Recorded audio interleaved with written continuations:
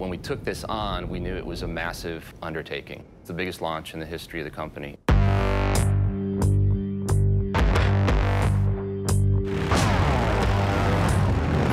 One of the primary ethoses that we follow is form follows function, but both report to emotion. You have to really look at every element of the motorcycle and execute it in a way that speaks to our ethos, which is authenticity, 115 years now of legacy.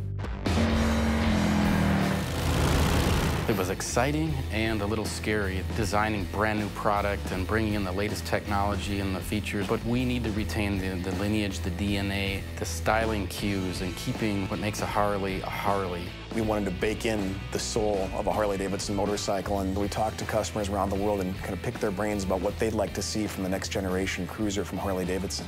They want tradition, but they also want technology. They wanted to experience the best of both worlds, and that's what these motorcycles deliver. There's 8 models in the lineup. Each model has a defined personality, if you will. It's about fit and it's about attitude, and they each have their own unique feel, and it will be different for each customer. They'll find the bike that they'll fall in love with.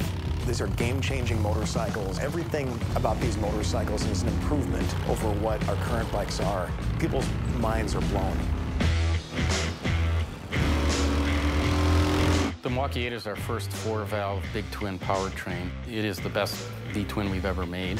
We did some benchmark testing against our current twin-cam high-output 103. That Milwaukee 8 rider is going to be 3 bike lengths ahead of the twin-cam rider from 0 to 60. From 60 to 80, you gain another bike length. It's a substantial difference in terms of acceleration and power.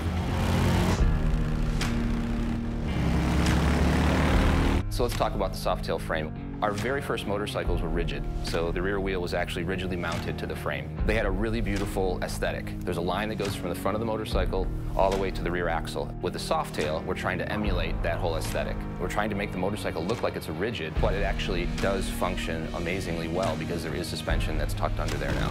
When they see them for the first time, they'll appreciate the style, but when they experience the goodness of a lightweight, awesome handling Softail chassis, I can't wait for people to ride them.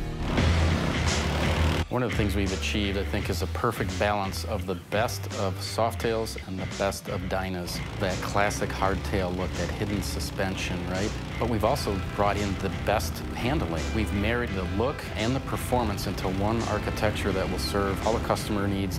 Most bikes have lost in the range of 30 pounds. The bikes feel lighter, they're easier to move around in your garage, more nimble, more flickable when you're on the road. These are the best cruiser bikes that Harley's ever built. It's amazing, absolutely amazing, the work that's been done and what we've achieved, because the bikes are beautiful, they're executed just in such a premium way. And then they just ride. They ride amazingly well.